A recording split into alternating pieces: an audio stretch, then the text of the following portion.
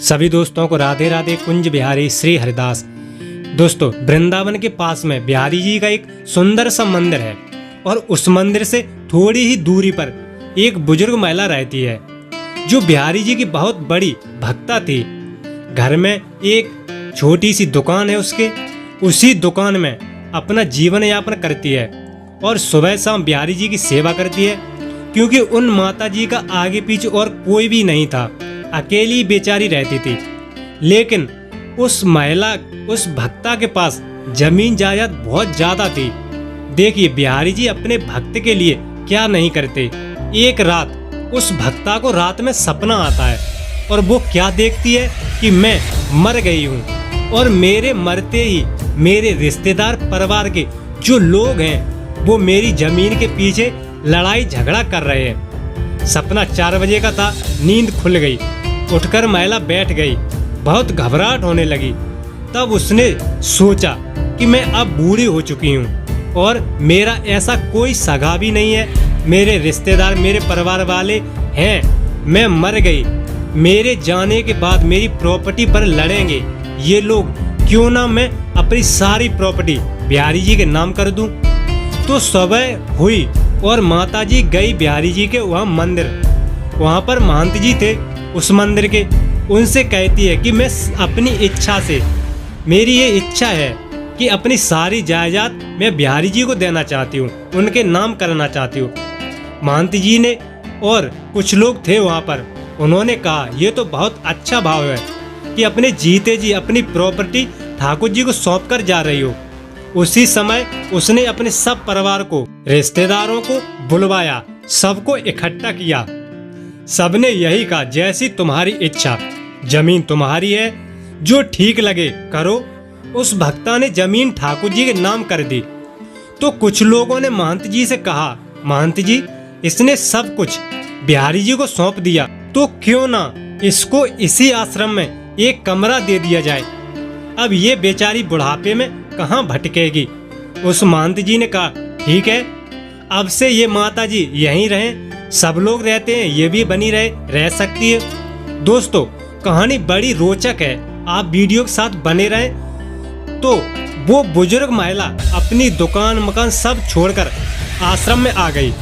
अब वो सारा समय अपने ठाकुर जी की सेवा और भक्ति कीर्तन में निकालने लगी। उस माता जी का पति नहीं था, तो माता जी ठाकुर जी को अपना पति मानती थी। वैसे ही जैसे मीरा जी की तरह ठाकुर जी को पति मानती थी कि मेरे ठाकुर जी मेरे पति है, ऐसा उसका भाव था बिहारी जी के प्रति। तो वहाँ जो महंत थे वो हर रोज शाम को माता जी को 1 गिलास दूध देते थे। माता जी ये लो दूध पी लो आप। माता जी दूध पीती थी और दूध पीने के बाद वो भक्ता, वो महिला अपने दांतों से कुछ कुतरती थी, कुछ चबाती थी और महंत जी उनको चबाते हुए देख रहे थे।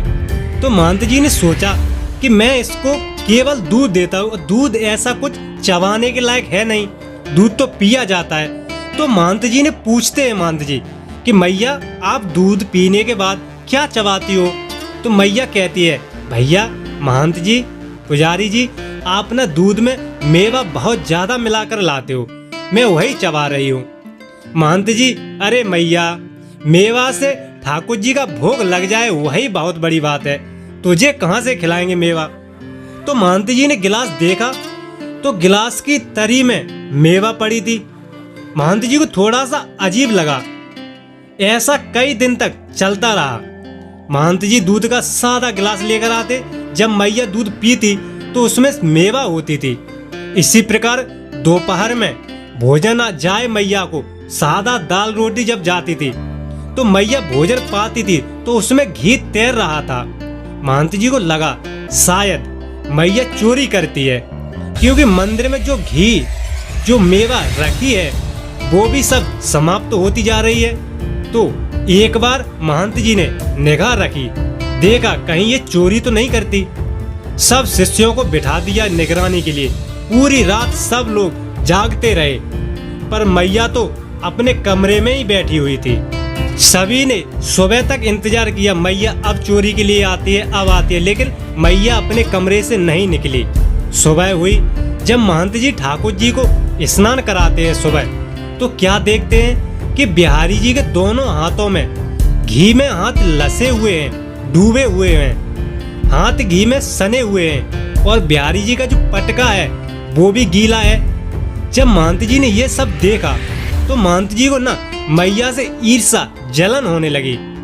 महंत जी पूरे गांव गली में अफवाह फैला दी कि इस भक्तन के किसी और पुरुष के साथ संबंध बना लिए हैं इसने। जब भी वो मैया मंदिर से बाहर निकले तो सारी महिलाएं गांव की सब हंसे उस पर।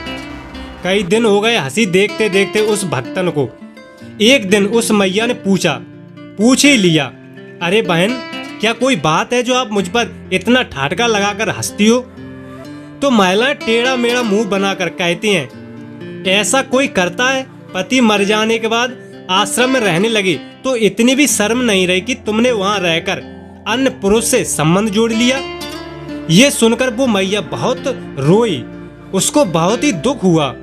उसने सभी अपने परिवार रिश्तेदारों को बुलवाया, इकट्ठा किया और कहा, महंत जी और ये महिलाएं मुझ पर ये झूठा आरोप दोष लगा रहे हैं, जबकि मैंने ऐसा कुछ भी नहीं किया। गांव वालों ने कहा, ये मैया ऐसा नहीं कर सकती, इसका चरित्र भी ऐसा नहीं है, हम सब इसको बचपन से जानते हैं, ये बहुत शांत और पवित्र है। उसी समय सभी लोग मंदिर में उसी महंत जी के पास आए तो महंत जी वहीं मंदिर के दरवाजे पर बैठे थे।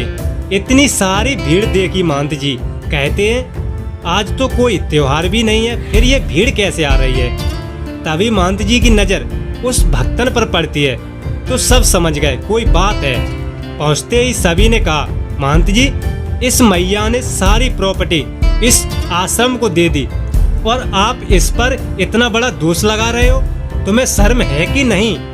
तो महंत जी कहते हैं, इसमें हमने क्या बुरा कहा? इसका संबंध है किसी अन्य पुरुष के साथ तो है। सब लोगों ने कहा, कौन है वो, किधर है वो, हमें बताओ। महंत जी रोते हुए बिहारी जी की तरफ इशारा करते हैं, कहते हैं, वो जो तुम्हारे सामने खड़े हैं यही है वो अन्य पुरुष, इन्हीं से इनका संबंध है।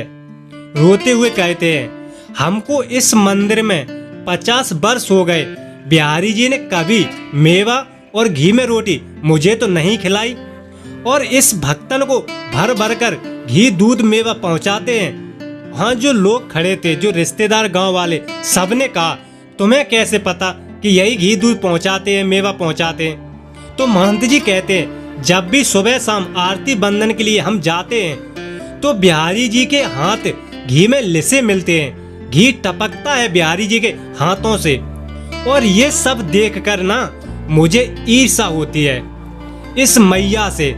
तो सबने कहा, तो इस मैया को आश्रम से बाहर कर दो, क्योंकि ये तो कहीं भी रह लेगी।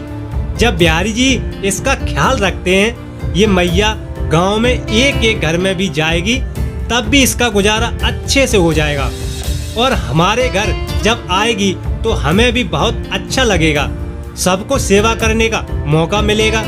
जब माताजी ने ये सब सुना तो मैया एकदम भावुक हो गई और माताजी ने कहा, मुझे कुछ दिन आश्रम में और रहना चाहती हूँ मैं, फिर जैसी आपकी इच्छा हो वैसा करना, मैं सबके यहाँ से कुछ न कुछ खा लिया करूँगी, मेरी चिंता मत करो।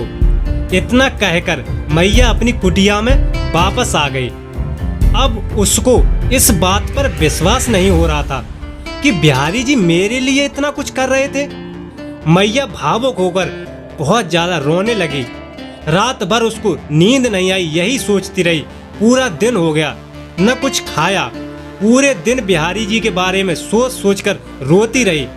महंत जी दूध लाते हैं नहीं पीती, भोजन लाते हैं नहीं पाती, बस बिहारी जी के प्रेम और करुणा पर यही सोचती रही और रोती रही। मेरी वजह से आप पर इतना बड़ा इल्जाम लगा और आपने मेरा इतना ख्याल रखा और पता भी नहीं लगने दिया आपने। मैया यही कहती है, जब आपके हाथों से मैंने खाया है और आप मुझे खिलाते हो, तो हे मेरे प्रभु, अब मुझे भिखारी मत बनाओ। मैं भिखारी नहीं बनना चाहती। मुझे भिखारी नहीं बनना, जगह जगह खाना पड़े। जब तुमने खिलाया है तो जीवन भर आपके ही हाथों से खाना है मुझे। हे प्रभु, अब दर बदर नहीं भटकना मुझे। रात्रि का समय था, करीब सुबह के 4 बजे थे। मंदिर में खड़ी थी, बिहारी जी के पट भी बंद थे। सामने भक्तन पहुंची, बिहारी जी के पट खुल गए और एक प्रकाश, एक उजाला हो गया गर्भगृह में। दरवाजे खुलने की आवाज सुनकर सभी महंत पुजारी जो उस आश्रम में लोग थे, एक एक करके सब आ गए। तो देखा तो मंदिर प्रांगण में प्रकाश हो रहा है, वहीं वो भक्तन खड़ी हुई है। उसी समय एक तेज प्रकाश हुआ और सबके देखते ही देखते उस भक्तन के प्राण बिहारी जी में लीन हो गए। मित्रों, ये एकदम सत्य घटना है। सबके देखते ही देखते वो भक्तन की आत्मा बिहारी जी में प्रवेश करती हुई दिखी। राधे राधे मित्रों, वीडियो लाइक, चैनल को सब्सक्राइब जरूर करें, क्योंकि हम आपके लिए ऐसी ही धार्मिक आस्था से जुड़ी हुई वीडियो लाते रहते हैं। धन्यवाद।